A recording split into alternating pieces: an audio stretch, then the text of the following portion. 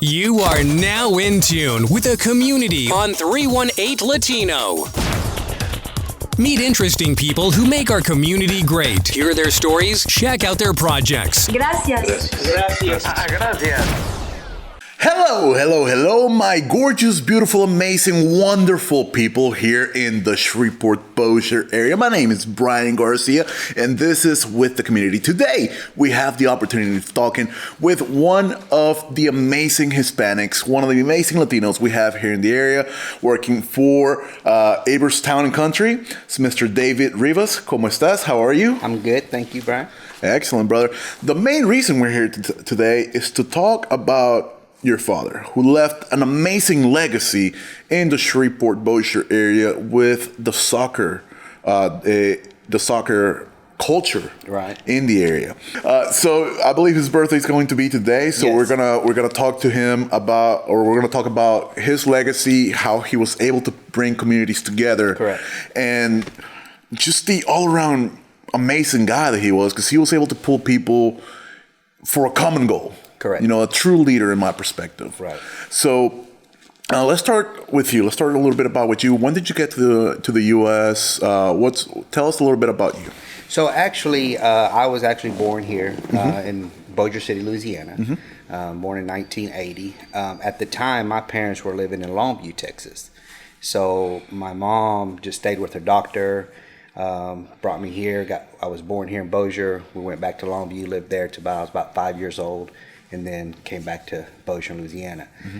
My dad is originally born in Durango, Mexico, but then as a child they went to Monterrey, and he grew up there.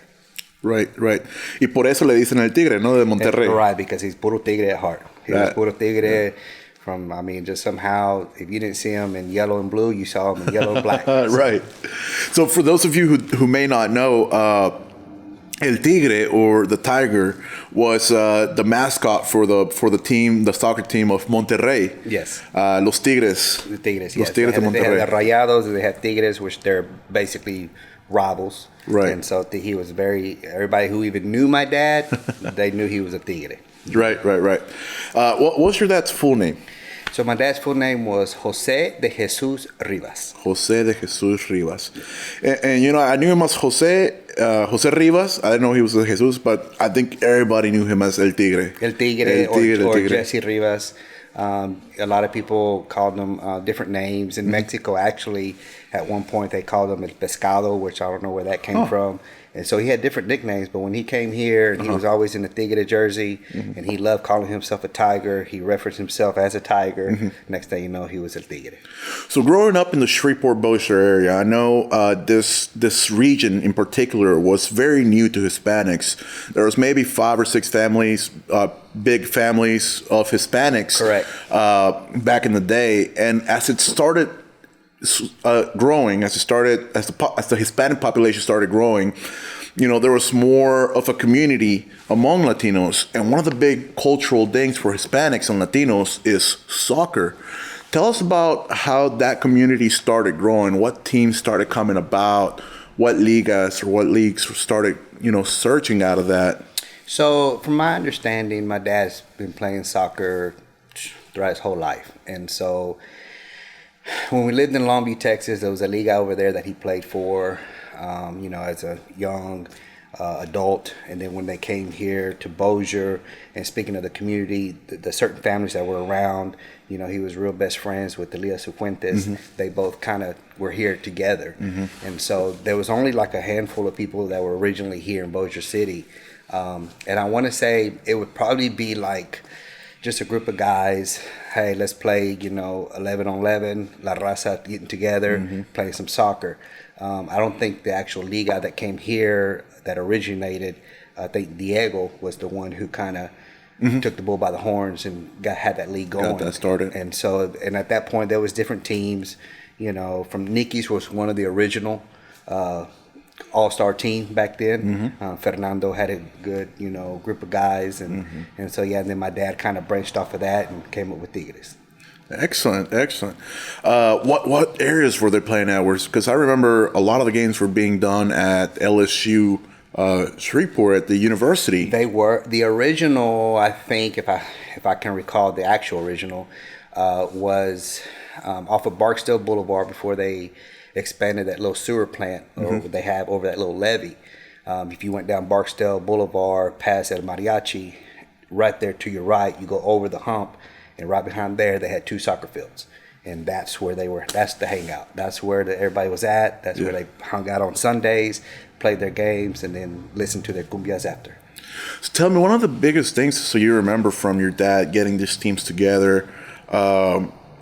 So he was a promoter himself, with games. So he actually, to be honest, Brian, his heart was so passionate about soccer that as long as he played, he was fine. That's why he created his own team. Right. Because if he's the owner of the team, there's no coach to tell him he has to sit out. Right. He's going to put himself in. So that was the original reason why he came up with his team. Then he started he would literally talk to you in conversation and say, hey, do you know how to kick a ball? Or, hey, have you ever played soccer? Yeah, you're on my team. And he would recruit that easy, not knowing what he was recruiting until he saw him on the field. And so when a lot of people, believe it or not, that he recruited had good talent. And so what would happen is he would recruit them, he would introduce them to the Liga, but then other teams would spot them out, offer them some cliques, or just, hey, come play for my team, and because they were good players. But a lot of people knew about the Liga because of my dad. Right. And it's just that charisma he had that just brought people in and made them feel welcome to. And a lot of them maybe wouldn't have known they had a talent for soccer had your dad not brought them in. Right. He actually, a lot of people didn't know about the league, or if he would even recruit people they didn't even have to be Hispanic. They're just basically, hey, do you play soccer? Come on my team. He had people, Hondureños, Mexicanos, just whoever wanted to kick a ball, he put a jersey on and let's try you out. And so for a long time there, his team wasn't the best because if you think about it, his team was never solidified to be a unit because they would recruit constantly and they kind of change it. But for him, it was the love of the game. Right. His team probably was more the filter of kind of getting into the league, and then everybody started because everybody who knew my dad back then knew that. I would say this: probably 80 to 90% of that liga played on Tigres at one time. Wow! Wow! Yeah. That's super cool, man. And look, I love that because not often do you have people who come into this area to start something. Not often do you have people that come to be trendsetters, to begin something big, not just out of passion, but for the community. Right. What your dad did was incredible, man. What your dad did was he saw a need for people to get together, to do something that was family oriented, that was fun, that was, engaging in something that was healthy, something that was very healthy. A lot of people want to come here and just start, selling alcohol and doing all these crazy things, which is profitable, but it's not the greatest thing for the community. Correct. And he saw something that I think he was a visionary of sorts. Yes. Not only did he want to just play soccer, because if he wanted to, he could have joined the team and being happy with that, but he wanted something bigger. He wanted something with more people around him that to share his passion. Correct. And his passion was so great, Brian, that basically, he passed away at 60, and he was still playing. He was still playing goalie. He would still play up front as a forward. He started hosting separately, I want to say it was Thanksgiving tournaments that he did on his own. And the main reason was A, he knew everybody was off that day. B, he knew after everybody did their little Thanksgiving meal, the Hispanics and the Raza wanted to get out and maybe work some of that turkey off. And so he would host his tournament and he would make the tamales and he would have his little gathering. But I think mostly it was just because, A, the passion of the soccer, but he loved to be around people and he loved to just have that atmosphere of being able to tell jokes and stuff like that.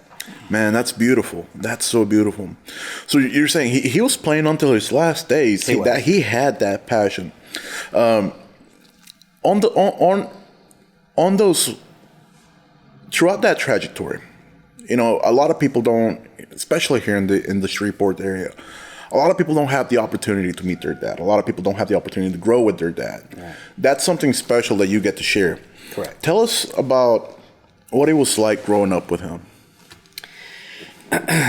Wow. I'll say this. Hopefully I don't get too choked up. My dad was literally what you would consider probably the coolest, the funniest, the most stern father figure you could put in place. So you say you have that one dad who's just always stern, always on your butt, giving you advice. Then you have that one dad who you don't take seriously because he's always joking and he's just you can't depend on him to give you any kind of discipline. My dad was the combination of both. His natural self was always being funny. He literally saw me as his baby boy, but he also saw me as his best friend. And you know, he would call me in the middle of the day just to yell my name out and just, you know, say, how's your day going? And échale ganas, which means, hey, you know, push forward. He just, if people who knew him from the exterior loved his heart, loved his personality, loved his charisma, you know, just imagine, you know, being raised by that. I learned a lot from him. It's amazing. It's amazing. Can you tell us one of your favorite memories from him? One of my favorite memories, wow, there's a few of them. I would say probably one of the funniest ones. When I was younger, we would go to Mexico together, and he would always, I would get hungry, right? Mm-hmm. And so his motivation was to hurry up and get to Mexico. And so it would never fail because I'll get hungry and I'll say, hey, are we going to get something to eat? And he would say, oh yeah, the next city. Like the next city coming up, I'm sure there's a Whataburger there or something, we'll stop there. Well, I'll fall asleep. And then when I wake up, we done passed that city and I'm still hungry. And I'm like, hey, I thought we were going to stop to eat. Oh, the next city. Before you know it, we done made it to Mexico. And so I was like, man, you know, what kind of mess is that? But and if we had to stop, we would. But he just had a sense of humor about him. He would tell me, he would give me advice, right? Some kind of advice. And I'll roll my eyes or I'll just kind of turn my head. And he would tell me, he said, you know,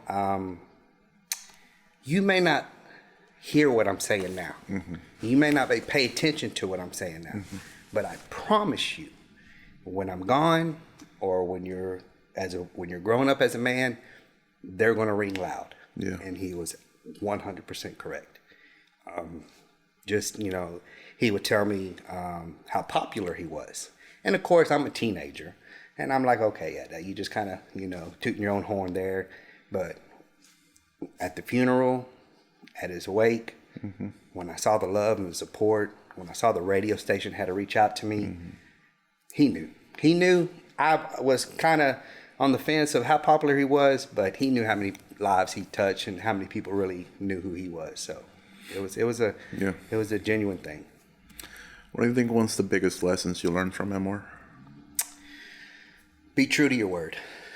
My dad would tell me, you know, you can have all the money in the world. Mm-hmm. You could be the famous person in the city. You can be the most likable person in the city. But if you're not a man of your word, mm-hmm. there's no value to what you say. If you tell me I'm going to be there at 3 p.m. and you don't show up, mm-hmm. or you make promises that you can't keep, he just taught me that the value of having your word taken at value mm-hmm. was very important. Absolutely. Lastly, David, if you had him here with you today, what would you tell him?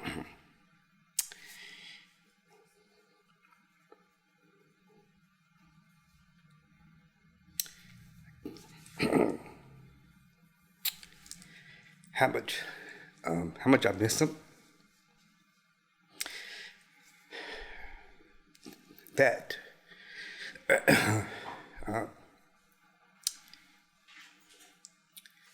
he knew the value of time over money. He knew the value of spending it with your family,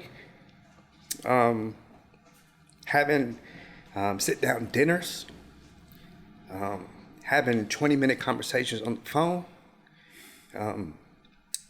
being present at the time of him. He knew those values, thank you, were very important. And so I would tell him that he was right. He was very popular, very loved, and very missed. I do want to tell my sister, because she's going to be listening to this, and possibly my mom. My dad had big shoes to fill, and when he passed, I semi-stepped in it, mainly for my mom, to take care of my mom. I try my best to be there for her on every asset that I can. But my dad was one heck of a man. And if I can be a quarter of what he was, I feel like I make him proud. Thank you very much, David. I know he's watching us, and he's very proud of you. Thank you. You've done great. Ladies and gentlemen, thank you so much for being here with us today. We do this today in celebration of Jesse Rivas' El Tigre's life. And he was a great man. He was somebody who truly, truly had a passion for soccer, who truly had a passion for his community, who was always very likable, very respectable, and a very happy, with a lot of charisma and a lot of love for everything he did. So, David, thank you so much for sharing that with us today. Thank you. And he would have been 70 today. 70.